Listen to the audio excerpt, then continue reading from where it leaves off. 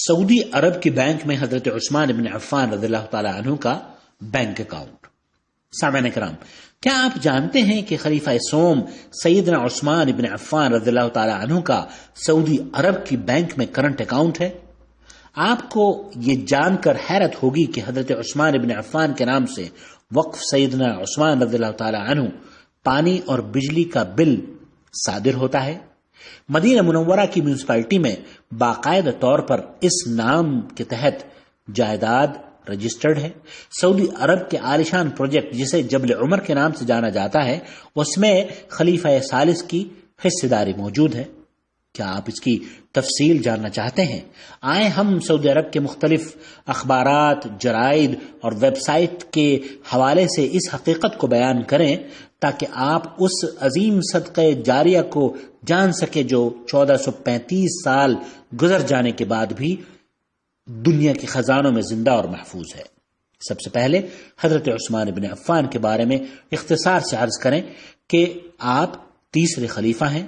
اور ان 10 شخصیتوں میں سے خوش نصیبوں میں سے ہیں جنہیں رسول اکرم صلی اللہ علیہ وسلم نے اپنی حیات مبارکہ میں جنت کی بشارت دی۔ انہیں نبی کریم صلی اللہ علیہ وسلم کی 2 صاحبزادیوں کا شوہر ہونے کا شرف حاصل ہے۔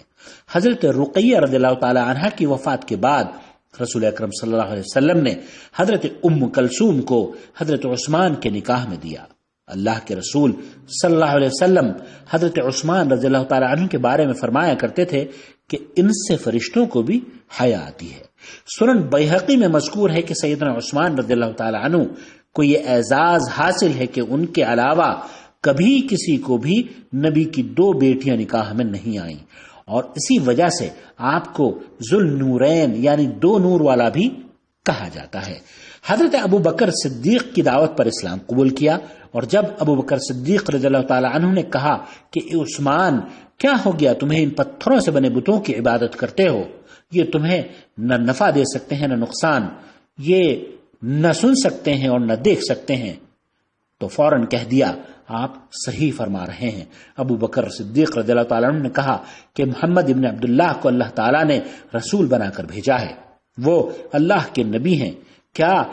خیال ہے ان کی طرف چلیں اور ان کی باتیں سنیں؟ حضرت عثمان رضی اللہ تعالیٰ عنہ نے کہا جی کیوں نہیں، اور جب نبی کریم صلی اللہ علیہ وسلم نے یہ فرمایا کہ اے عثمان، اللہ تعالیٰ نے مجھے پوری کائنات کے لیے رسول بنا کر بھیجا ہے، اللہ کے دین کو قبول کر لو،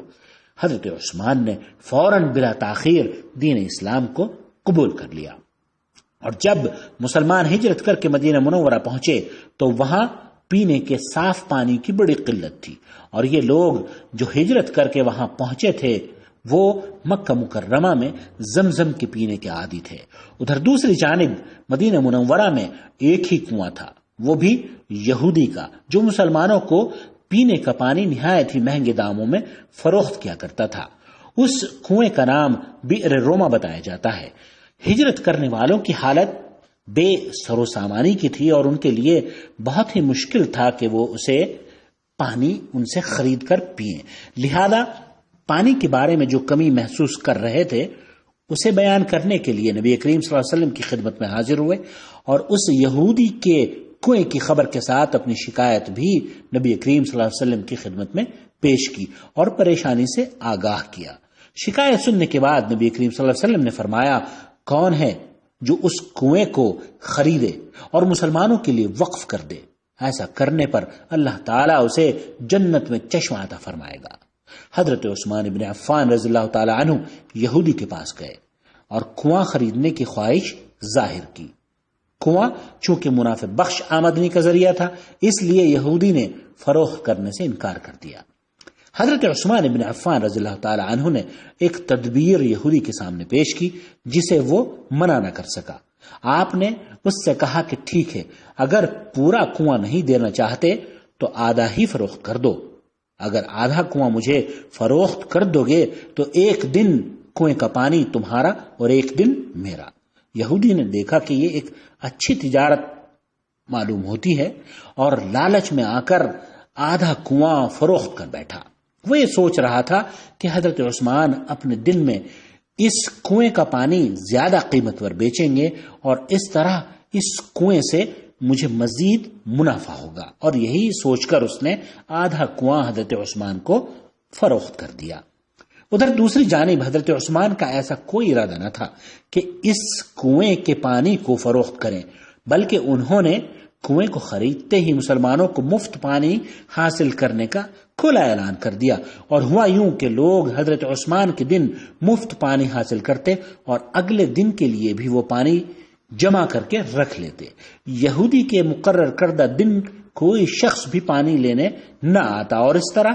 اس یہودی کی تجارت کم ہوتی چلی گئی۔ تو اس نے سوچا کہ بجائے اسے آدھا فروخت کرنے کے پورا ہی حضرت عثمان کو دے دے، اور جب یہودی نے اس خواہش کا اظہار حضرت عثمان ابن عفان رضی اللہ تعالی عنہ سے کیا تو اس پر آپ راضی ہو گئے، اور پورا کنواں خرید کر حضرت عثمان نے مسلمانوں کے لیے وقف کر دیا۔